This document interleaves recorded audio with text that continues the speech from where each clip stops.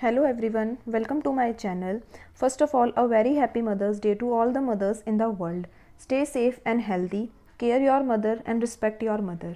So, आज का हमारा टॉपिक है सिंथेटिक फाइबर्स एंड प्लास्टिक जो क्लास 8th का चैप्टर 3rd है.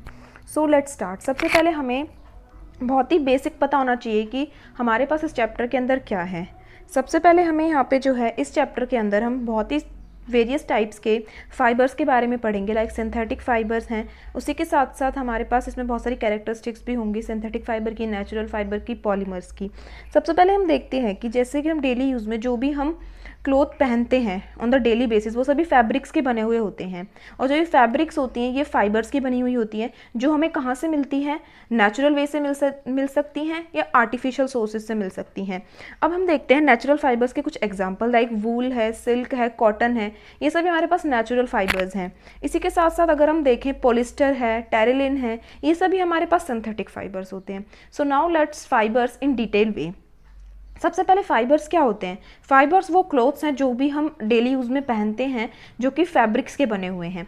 जो ये फैब्रिक्स होती है ये हमें बेसिकली कहाँ से ये बनी हुई होती है, ये फाइबर्स की बनी हुई होती है. और ये फाइबर जो है हमें ये नेचुरल या फिर आर्टिफिशियल सोर्सेज के थ्रू ऑब्टेन होते हैं, मिलते हैं. जो फाइबर्स होते हैं उनको हमने बोला कि हम इनको क्लोथ्स में यूज़ करते हैं, फिर क्लोथ्स इन सब के बने हुए होते हैं. इसी के साथ साथ जितने भी हमारे पास हाउस होल्ड मटीरियल होते हैं, हाउस होल्ड आर्टिकल्स होते हैं, वो भी सभी फाइबर्स के बने हुए होते हैं.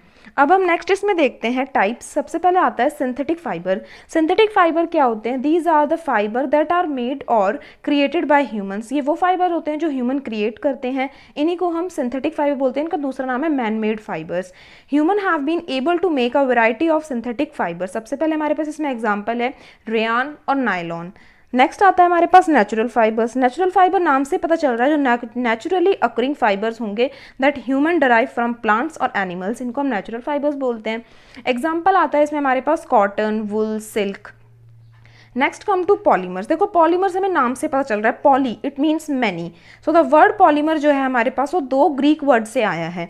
पॉली का मतलब होता है, अभी मैंने बताया, मैनी, और मर का मतलब होता है पार्ट या यूनिट. तो पॉलीमर हमारे पास एक ऐसा सब्सटेंस होता है जो कि बहुत सारी सिमिलर सब यूनिट्स का रिपीटेड कंपोजिशन होता है.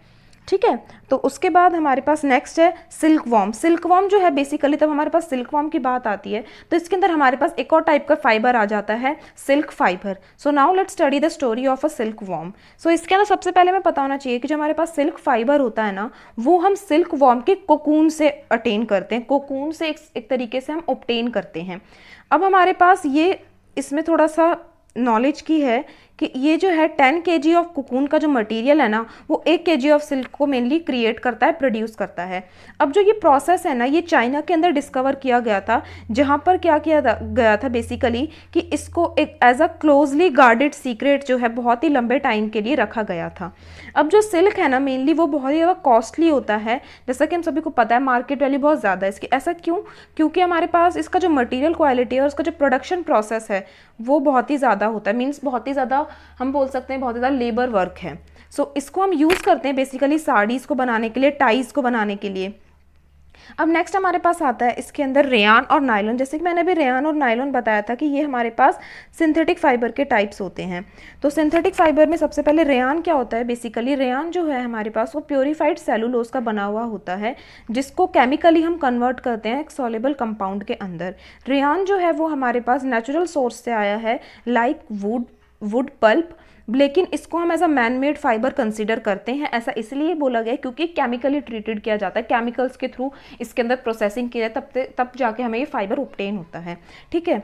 अब तब रेयान जो है उसको तब हम सिल्क से कंपेयर करते हैं तो रेयान जो है हमें वो थोड़ा सस्ता पड़ता है, चीप रेट पर पड़ता है और वो इनएक्सपेंसिव होता है. लेकिन अगर हम वुवन लाइक सिल्क फाइबर की बात करें तो वो भी ये प्रेजेंट होता है. So it can be a woven like silk fibres. Next come to nylon. Nylon जो है हमारे पास वो एक सिंथेटिक फाइबर होता है जो हम कोल से, वाटर से और एयर से ऑब्टेन करते हैं. जो फर्स्ट फुली सिंथेटिक फाइबर था वो हमारे पास नायलॉन ही था. अब कैरेक्टरिस्टिक प्रॉपर्टी अगर देखी जाए इसकी तो ये लाइट होता है, स्ट्रॉन्ग होता है, इलास्टिक होता है. नायलॉन जो है मेनली अगर इसका यूजेस एप्लीकेशन पार्ट देखें तो हमें वो ज़्यादातर कहाँ पे मिलता है, जहाँ पे मैन्युफैक्चरिंग होती है, प्रोडक्शन होती है सॉक्स की, रोप्स मीन्स रस्सी की, टेंट की, कार की, स्लीपिंग बैग्स की, कर्टेन जो पर्दे होते हैं, ये सभी हमारे पास नायलॉन के एग्जाम्पल है जहाँ पे उसका क्लोथ यूज़ होता है एक तरीके से। Next come to polyester. Polyester क्या होता है हमारे पास? पॉलिस्टर यहाँ पे जो है एक रिपीटेड यूनिट है एक केमिकल की, जिसको हम ईस्टर बोलते हैं, ठीक है। एस्टर हमारे पास जो है एक केमिकल है, इसी की तरह हमारे पास बहुत सारी यूनिट हो जाएगी। पॉली मीन्स मैनी, तो उसी को ही हम पॉलीएस्टर बोलते हैं। बेसिकली ये क्या होता है? It is a crease free synthetic fibre. Crease free synthetic fibre होता है ये सबसे ज़्यादा बेस्ट सूटेड किया जाता है ड्रेस मटेरियल को बनाने के लिए। क्यों? क्योंकि बहुत ज़्यादा क्रिप होता है और इजीली वॉश हो जाता है, वॉशेबल है। उसके बाद जो पॉपुलर हमारे पास पॉलिस्टर है वो हमारे पास स्टेरिलिन है। Next come to acrylic fibre. Acrylic fibre जो है हमारे पास वो एक सिंथेटिक फाइबर है जो कि वूल से बहुत ज़्यादा मिलता जुलता है, रिजेंबल करता है। जो वूल होती है हमें वो नेचुरल सोर्सेज से मिलती है, सो वो बहुत ज़्यादा एक्सपेंसिव होती है। वेयर एज अगर हम क्लोथ्स की बात करें तो हमारे एक्राइलिक के बने हुए होते हैं तो वो रिलेटिवली अफोर्डेबल होते हैं और वो चीप होते हैं। सिंथेटिक फाइबर जो है ना हमारे पास वो ड्यूरेबल होते हैं, मीन्स एक तरीके से हम बोल सकते हैं कि काफ़ी टाइम तक चल जाते हैं, और अफोर्डेबल भी हम उन्हें ईजिली परचेज कर सकते हैं, which make them more popular than natural fibre. इसीलिए हम ये बोल सकते हैं कि जो सिंथेटिक फाइबर्स होते हैं ना ये थोड़े से ज़्यादा पॉपुलर हैं क्योंकि इजीली लोग इन्हें ले सकते हैं, तो मार्केट वैल्यू जो है लोगों को खरीदने के ज़्यादा इसमें क्रेज़ है than natural fibres. Next come to plastic. Plastic जो है हमारे पास वो भी एक पॉलीमर है सिंथेटिक फाइबर की तरह।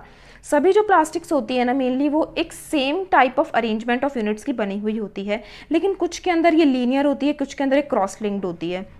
अब जो प्लास्टिक है ना उसको हम रिसाइकल कर सकते हैं, रीयूज़ कर सकते हैं। It can be coloured, melted means पिघला देना, रोल्ड कर देना शीट्स के अंदर, या फिर उसको हम वायर्स के फॉर्म में भी डाल सकते हैं। इसीलिए ये बहुत ही ज़्यादा वैरायटी ऑफ यूजेस में इसका यूजेस देखा जाता है, हम करते हैं इसका।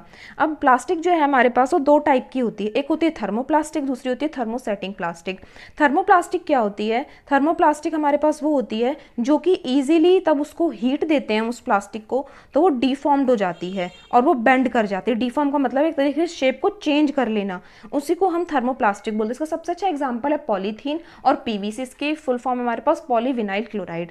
थर्मोसेटिंग प्लास्टिक क्या होती है? मेनली वो प्लास्टिक जो कि हमारी मोल्डेड हो जा, बेसिकली क्या होती है हमारे पास वो प्लास्टिक्स हैं जो कि मोल्ड तब एक बार हो जाती हैं तो उसको हम सॉफ्टन नहीं कर सकते हीटिंग से, मेनली वो परमानेंट हो गया है हमारे पास। अगर वो मोल्ड हो गई या बेंड हो गई तो बेंड ही रहेगी। सबसे अच्छा एग्जांपल है इसमें हमारे पास बेकेलाइट और मेलामाइन। अब यहाँ पे हमारे पास कुछ कैरेक्टरिस्टिक्स आती हैं प्लास्टिक की। सबसे पहले तो नॉन रिएक्टिव होता है, दूसरा हमारे पास ये लाइट का पुअर कंडक्टर होता है, नेक्स्ट ये बहुत ही ज़्यादा लाइट होता है, स्ट्रॉन्ग होता है, ड्यूरेबल मीन्स चलाऊ भी है।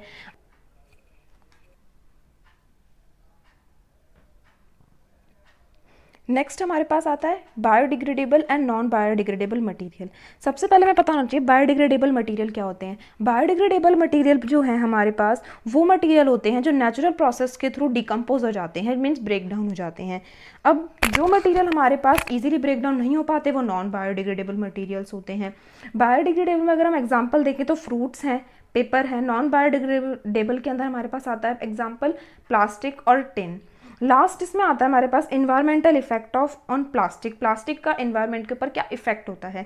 सबसे पहले जो प्लास्टिक होती है ना अगर हम देखें तो वो डिकम्पोज करने में बहुत ज़्यादा सेवरल ईयर्स ले लेती है, इसलिए इको फ्रेंडली तो होती नहीं क्योंकि नॉन बायोडिग्रेडेबल का एग्जाम्पल अभी हमने देखा था।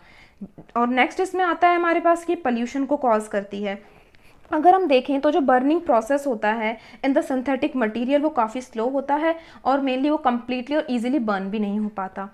उसके बाद ये बहुत ज़्यादा पॉइजनस फ्यूम्स, धुआं जो होती है ना हमारे पास, उसको ये रिलीज़ करता है हमारे एटमॉस्फेयर के अंदर, जिससे कि एयर पोल्यूशन भी होता है प्रोसेसिंग के टाइम पर। लास्ट हमारे पास आता है कि अब हम इस इन्वायरमेंटल इफेक्ट को कैसे थोड़ा बहुत कम कर सकते हैं। तो इसमें हमारे पास 4R प्रिंसिपल जो है वो इम्प्लीमेंट किया जाता है एवरीडे लाइफ के अंदर, जो हम भी कर सकते हैं।